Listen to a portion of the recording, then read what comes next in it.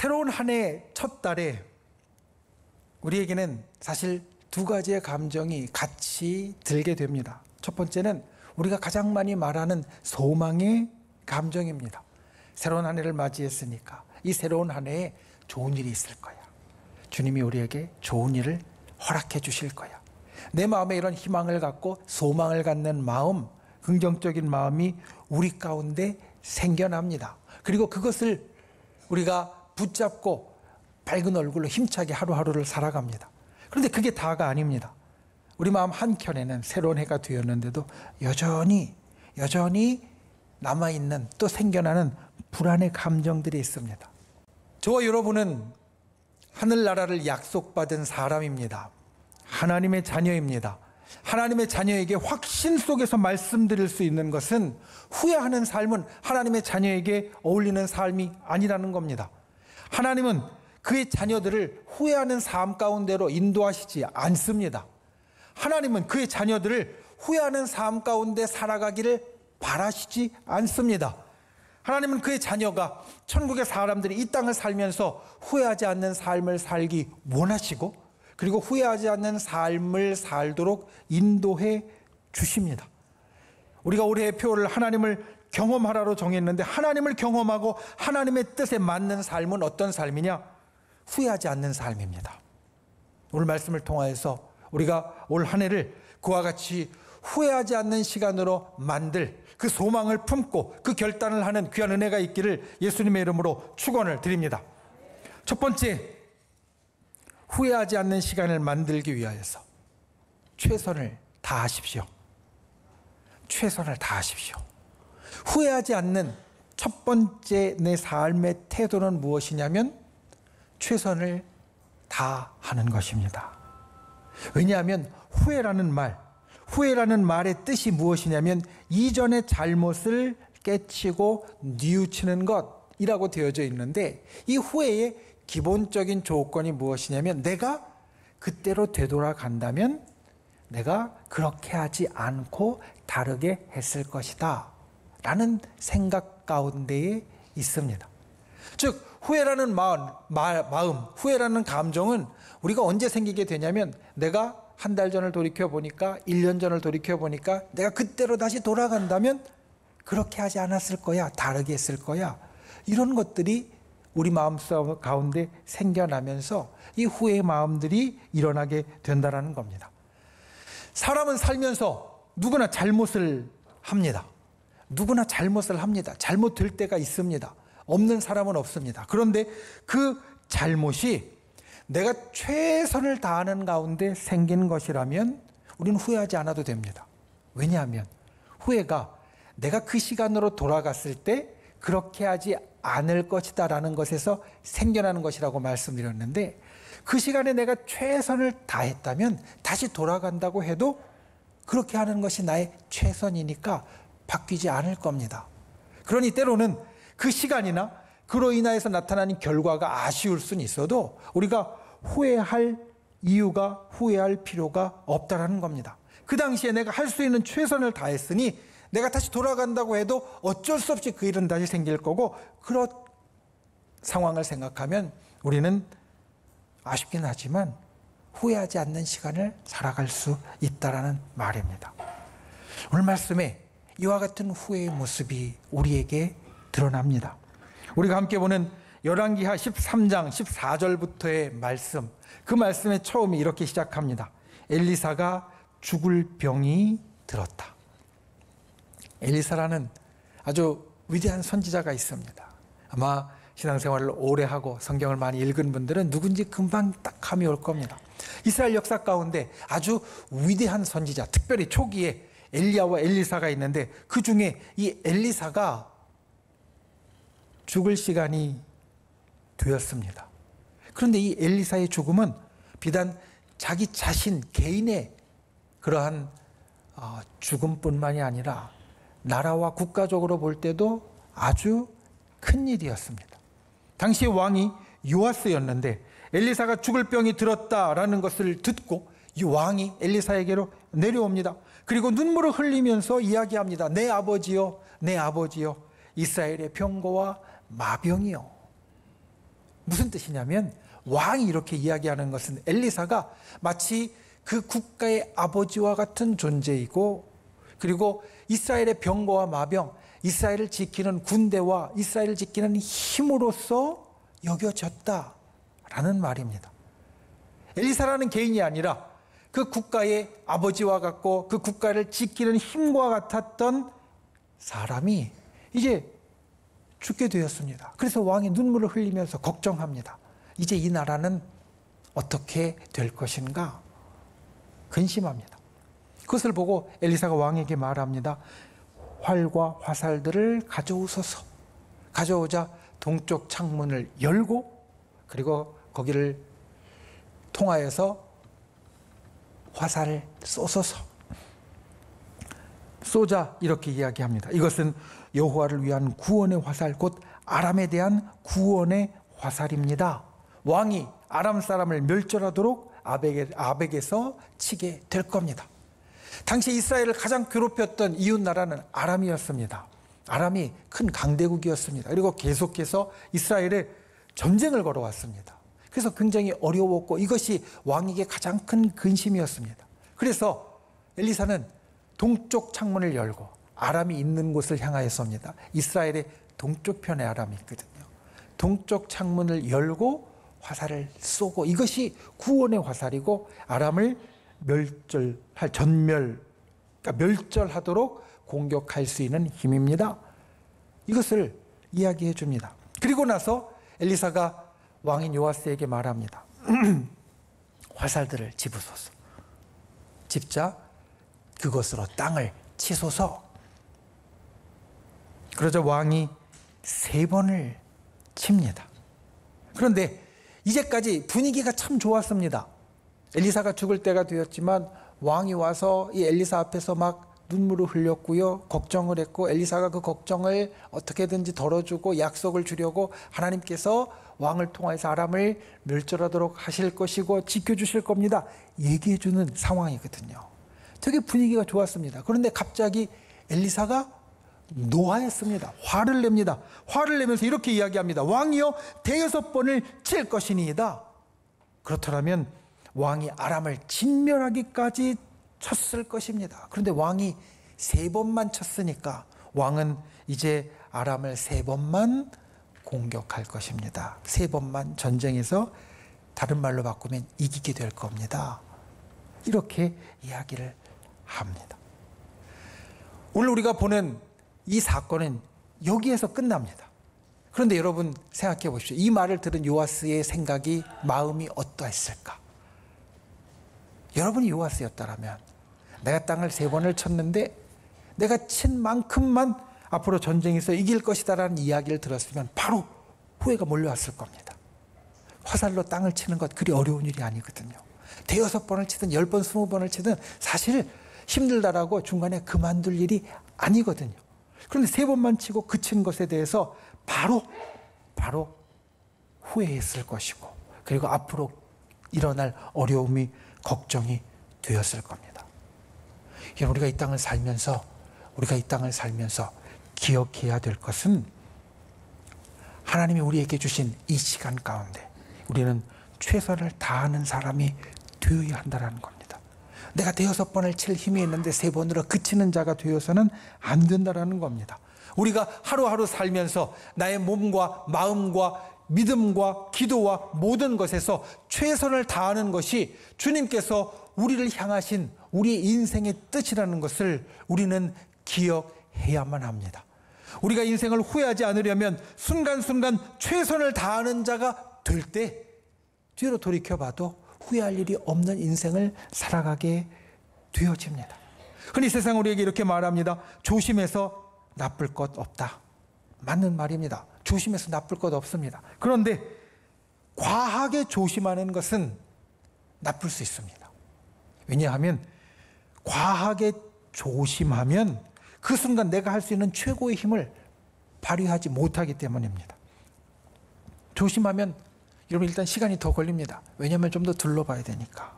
그리고 조심하면 마음속에 걱정과 불안이 생기게 되어지고요. 그것이 우리의 근육과 우리의 신경을 긴장시켜서 100%의 힘을 발휘하지 못하도록 만듭니다. 여러분, 우리가 유아세를 생각하면 하나님이 주신 기회를 우리가 최선을 다할 때 붙잡을 수 있고 놓치지 않을 수 있습니다. 힘이 다할 때까지 힘껏 쳐야만 합니다. 주님이 우리에게 이것을 원하시고 이것을 바라신다는 것을 기억하고 올 한 해 최선을 다하는 분들이 되시기를 주님의 이름으로 축원을 드립니다. 후회하지 않는 시간을 살아가는 분들, 최선을 다함으로 그와 같은 시간을 만드는 분들이 되시기를 예수님의 이름으로 축원을 드립니다. 두 번째, 후회하지 않는 시간을 만들려면 하나님의 능력을 구하십시오. 살면서 후회하지 않는 방법, 세상은 최선을 다하라고 이야기를 하고요. 두 번째로 무슨 이야기를 하냐면 자신의 한계를 알아야 된다라는 이야기를 합니다. 아까 이야기한 대로 후회라는 것은 내가 그 시간으로 다시 돌아가면 다르게 했을 텐데 라는 마음이 그 기본에 깔려 있는 것인데, 내 한계가 요만큼이다 라는 것을 내가 깨닫게 되어지면 그 시간으로 돌아간다고 해도 내 한계 때문에 내가 다른 것을 할 수 없다는 것을 알게 되어지고, 우리가 인생에 대해서 후회하는 것을 한껏 낮출 수 있다는 겁니다. 나의 한계를 알게 되니, 나의 한계를 내가 잘 알고 있으니 내가 거기까지 할 수밖에 없다는 것을 깨닫게 되어지고, 더 못한 것에 대한 아쉬움이 우리 마음 가운데 훨씬 더 덜하게 되어지거나 없어지게 돼서 후회할 일이 적어진다는 말입니다. 세상에서 후회하지 않기 위해서 우리들에게 권면하는 겁니다. 우리가 이것을 먼저는 기억해야 됩니다. 우리 자신의 한계를 아는 것이 우리에게 필요합니다. 왜냐하면 우리는 모두가 똑같지 않기 때문입니다. 여러분, 지금 옆에 있는 우리 교회 안의 식구들도 보십시오. 똑같지 않습니다. 생긴 것이 똑같지 않을 뿐만 아니라 가지고 있는 능력도 똑같지 않습니다. 어떤 분은 말씀에 아주 탁월한 능력이 있고요. 어떤 분은 찬송에 탁월한 능력이 있고, 어떤 분은 기도에 탁월한 능력이 있고, 어떤 분은 사랑하고 보듬어 주는데 탁월한 능력이 있고, 어떤 분은 봉사하고 섬겨주는데 탁월한 능력이 있습니다. 오늘날 우리 교회뿐만 아니라 초대교회도 똑같았습니다. 고린도전서 12장 29절 30절 말씀을 보면 고린도 교회를 향하여서 주님 이렇게 이야기하십니다. 다 사도겠느냐? 다 선지자겠느냐? 다 교사겠느냐? 다 능력을 행하는 자이겠느냐? 다 병 고치는 은사를 가진 자이겠느냐? 다 방언을 말하는 자이겠느냐? 다 통역하는 자이겠느냐? 우리가 가진 특별한 능력들이 있는데, 사도요, 선지자요, 교사요, 능력 행하고 병 고치고 방언을 말하고 통역하는 이런 특별한 능력들이 모두 다에게 있는 것이 아니라는 겁니다. 우리는 다 다르다. 내가 잘하는 게 있다. 이게 가장 먼저고요. 이 말을 다르게 뒤집어 보면 내가 잘하는 게 있고 반대로 내가 못하는 것, 나의 한계가 있다라는 겁니다. 신앙의 일도, 나의 가진 육체적인 능력도, 그리고 내가 가진 나의 모든 상황도 내가 가진 한계가 있습니다. 이것을 알아야 우리의 삶이 편안해지고 후회가 덜어집니다. 육신의 힘을 쓰는 사람이, 어떤 사람은 순간적인 힘을 잘 낼 수 있는 사람이 있습니다. 무거운 것을 번쩍번쩍 잘 드는 사람이 있습니다. 그런데 어떤 사람은 순간적인 힘은 잘 쓰지 못하지만 지구력이 좋은 사람이 있습니다. 무거운 것은 번쩍번쩍 못 들지만 조금 덜 무거운 것들은 오래 들고 있을 수 있는 사람이 있습니다. 그런데 이 두 사람이 서로 나는 저걸 왜 못하지? 난 저걸 해야 되는데 계속 이렇게 생각한다면 그의 삶이 계속 후회할 수밖에 없을 겁니다. 내가 가진 건 생각하지 못하고 저 사람이 가진 것만 바라고 나는 왜 저걸 못할까? 그 생각만 하면 날마다 후회하는 삶이 될 수밖에 없습니다. 그런데 내가 잘 못하는 것을 알고 나는 순간적으로 힘쓰는 건 잘하지만 지구력은 좀 약해. 반대로 난 지구력은 좋지만 폭발적인 힘을 쓰는 건 좀 약해. 이걸 알고 받아들이고 인정하면 우리가 순간순간 하루하루 그 마음 때문에 아파할 일도 없어질 것이고 후회할 일도 적어진다는 겁니다. 내 한계를 인정해야 후회하지 않는 삶을 삽니다. 그런데 이게 끝이 아닙니다. 특별히 우리 믿음의 사람, 하나님의 사람에게는 이게 끝이 아닙니다. 내 한계를 인정할 때 우리가 후회하지 않는 삶을 살 뿐만 아니라 우리에게 새로운 길이 열립니다. 어떤 길이냐? 하나님의 능력이 덧입혀지는 길, 하나님이 우리를 붙잡아 주시고 하나님의 능력으로 우리를 더해 주시는 길이 열린다라는 겁니다.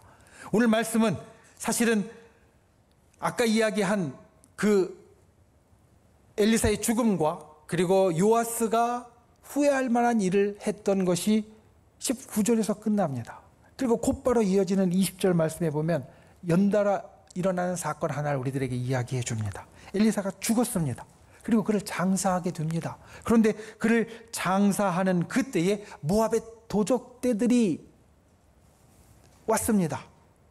그래서 이 도적대들을 피하느라고 장사를 제대로 치르지 못합니다. 묘실에 그냥 엘리사의 시신을 던져놓고 뿔뿔이 흩어졌습니다. 그런데 거기서 어떤 일이 일어났다라고 말하느냐? 엘리사의 묘실에 그냥 들이 던졌는데, 그러다 보니 기존에 있던 시신들과 같이 부딪히게 되었습니다. 그랬더니 엘리사의 시체에 닿았던 다른 시신들이 살아나게 되었다라는 겁니다. 사람의 힘으로 된 게 아닙니다. 하나님의 능력으로 된 것입니다. 지금 이 순간이 어떤 순간입니까? 엘리사가 죽었습니다. 엘리사가 죽었다라는 것은 이제 모든 역사가, 그리고 모든 희망이, 모든 소망이 다 끊어졌다. 어떻게 보면 이스라엘이 그 한계의 순간에 다다랐다라는 것과 같습니다. 엘리사와 엘리사의 스승이었던 엘리야는 이스라엘에서 정말 유명하고 힘있고 능력 있는 선지자였습니다. 갈멜산에서 하늘에 불을 내리게 한 사람이 엘리야였고, 그리고 아람의 군대 장관이었던 나아만이 자기 나라에서 도저히 병을 치유하지 못하고 그 문둥병을 와서 치유받았던 사람이 엘리사였습니다. 이런 기적을 일으켰을 뿐만 아니라 엘리야와 엘리사 때에는 아람이 이스라엘보다 훨씬 더 강성했는데도 이스라엘을 침공하는 것이 성공하지 못합니다. 모든 군사작전을 다 동원하고 모든 괴계를 쓰고 때로는 매복하고 때로는 급습하고 때로는 여러 가지 일들로 괴계를 많이 썼는데도 불구하고 이들은 이스라엘을 침공하는데 한 번도 성공하지 못합니다. 왜 그런가? 아람에서 군대에서 스파이를 보내서 이스라엘에서 상황을 알아보니까 자기들이 회의를 통하여서 모든 작전을 세웠던 것을 이스라엘은 이미 다 알고 있었다라는 겁니다. 어떻게? 하나님이 이 엘리사 선지자를 통하여서 아람의 작전들을, 계획들을 다 알려주심으로 어떻게 쳐들어오고 언제 무슨 방법으로 되어질 것인지 이미 다 꿰뚫고 있어서 그것들을 다 막아내도록 하셨다라는 겁니다. 그런데 이제 그 엘리사가 죽었습니다. 끝났습니다. 이제 여기까지라고 생각을 했습니다. 그런데 그때 일어난 일이, 엘리사가 죽었는데 엘리사의 시체와 닿았던 시신들이 살아나게 됩니다. 엘리사를 통하여서 이스라엘에게 베풀어졌던 하나님의 능력이, 기적이, 역사가 끝난 줄 알았는데 엘리사가 죽었어도 하나님의 능력은 여전하다는 것을 보여주는 것이 바로 이어지는 사건입니다. 엘리사가 죽었는데 하나님의 능력은 여전하고 여전히 일어나고 있고 여전히 나타나게 되어진다는 것. 우리가 한계에 다다랐을 때 기억해야 될 것이 이것입니다. 우리 믿음의 사람에게는 이 한계에 다다랐을 그때가 바로 하나님의 능력을 바라보는 시간이고 하나님의 역사를 경험하는 시간이고 하나님의 그와 같은 기적이 일어나는 시간이 되어진다는 겁니다. 물론 하나님의 능력과 도움이 내 마음대로 되는 것은 아닙니다. 하나님의 뜻대로, 하나님의 계획대로 나에게 일어나게 되어지는 것입니다. 하지만 나의 한계를 아는 순간 우리는 거기에서 기도해야 합니다. 하나님의 능력을 구해야 됩니다. 그래야 우리의 하루하루에 후회가 없습니다. 우리가 믿음이 없다면 처음에 이야기한 대로 그냥 나의 한계를 인정하는 것으로 하루하루를 살아갈 때 내가 후회 없는 삶을 살 수 있을 겁니다. 왜냐하면 믿음이 없는 사람은 내가 가진 한계로서 세상이 끝이기 때문입니다. 그런데 우리 믿음의 사람은 그렇지 않습니다. 내가 가진 한계를 뛰어넘는 하나님의 능력과 역사가 있습니다. 그런데 그걸 있다는 걸 알면서도 우리가 그것을 구하고 그것을 바라고 그것을 가져오지 않는다면 우리는 내 한계를 아는 데서 멈추었을 때 후회할 수밖에 없습니다. 우리 믿음의 사람에게는 하나가 더 있기 때문입니다. 하나님의 능력이. 저와 여러분이 이 하나님의 능력을 구하는 분들이 되시기를 바랍니다. 막다른 곳에 다다랐을 때, 나의 한계가 이것이라는 것을 깨달았을 때 그 능력을 의지하는 분들이 되시기를 바랍니다. 시체도 일으키시는 하나님의 능력을 붙잡는 분들이 되시기를 바랍니다. 그래야 후회가 없습니다. 올해 하루하루를 살면서 그와 같은 일이 저와 여러분에게 있기를 예수님의 이름으로 축원을 드립니다. 그리고 나의 한계가 보이는 그 상황에서 하나님의 능력을 구하고 하나님의 능력을 의지하는 분들이 되시기를 바랍니다. 그래야 우리는 후회하지 않는 시간을 만들 수 있고 후회하지 않는 한 해를 살아갈 수 있습니다. 이 결단의 모습이 저 여러분에게 있기를 예수님의 이름으로 축원을 드립니다. 말씀을 맺습니다. 걱정이 꼬리에 꼬리를 물고 일어나는 이 램프 증후군의 해결책으로 한 가지 이렇게 이야기합니다. 과감하게 걱정의 꼬리를 잘라라. 과감하게 걱정의 꼬리를 잘라라. 그런데 어떻게 자를 수 있을까요? 우리 마음 가운데는 걱정의 꼬리를 잘라야 되겠다라고 생각을 해도 이게 잘 안 됩니다. 왜냐하면 이 속에서 꼬리에 꼬리를 물고 계속 일어나니까. 그래서 전문가들이 이렇게 이야기합니다. 과감하게 걱정의 꼬리를 자르는데 문제가 생겨서 고민을 하기 시작하면 10분만 딱 고민하고 고민을 그치라는 겁니다. 고민하기 시작할 때, 걱정되기 시작할 때 10분만 그 문제를 고민하고 그 다음에는 이 고민을 싹 잊어버리고 하지 않으려고 노력하라는 겁니다. 그래야 걱정의 꼬리를 자를 수 있다. 여러분, 우리가 이 땅을 살면서 우리의 마음만에 생각만으로는 잘 안 되는 것, 때로는 이렇게 구체적으로 실천해야만 우리에게 일어나는 일들이 있습니다. 후회하지 않는 삶도 마찬가지입니다. 올 한 해 후회하지 않는 삶을 살기 위하여서 오늘 말씀에 나눈 두 가지를 꼭 기억하는 분들 되시기 바랍니다. 첫 번째, 최선을 다하십시오. 다시 돌아가도 나는 할 만큼 했으니까 더 이상 할 게 없어라고 말할 수 있는 분들이 되시기를 바랍니다. 요아스가 3번 치고 곧바로 후회했던 것 같은 일을 저 여러분 하지 않기를 원합니다. 내가 할 수 있는 만큼 내 삶에 열심히 노력하고 힘써서 그 시간을 다시 돌아간다고 해도 나는 다 해봤어, 내가 할 만큼 했어 라고 말할 수 있는 분, 그래서 하루하루를 후회하지 않는 저 여러분이 될 수 있기를 예수님의 이름으로 축원을 드립니다. 두 번째, 하나님의 능력을 구하는 분들이 되십시오. 나의 한계를 인정할 때 후회하지 않습니다. 맞습니다. 그런데 우리에게는 내 한계를 인정할 때 하나님의 사람으로 한 걸음 더 나아갈 수 있는 게 있습니다. 하나님의 능력을 구하는 것이고 하나님의 능력이 나에게 나타나는 것입니다. 엘리사가 죽었을 때 다 끝난 줄 알았지만 하나님의 능력은 거기에서 멈추지 않고 계속해서 보여지고 나타나고 있었다. 이것을 우리가 오늘 말씀을 통하여서 기억하고 내 한계의 상황에서 하나님의 능력이 나의 삶에 일어나기를 구하고 그리고 그 능력을 통하여서 우리가 더욱더 놀라운 일들을 우리의 삶 가운데 만들어낼 수 있는 그런 분들이 되시기를 바랍니다. 내 한계의 상황에서 하나님의 능력을 구하지 않으면 후회하게 될 겁니다. 하나님이 내게 어떤 일을 일으키시든지 나를 도와주시든지 아니면 그 일을 이후로 미루시든지 나는 내가 하나님의 능력을 구하였으니 더 이상 후회할 게 없어, 이렇게 말할 수 있는, 이렇게 하루하루를 돌아볼 수 있는 저 여러분이 되시기를 예수님의 이름으로 축원을 드립니다.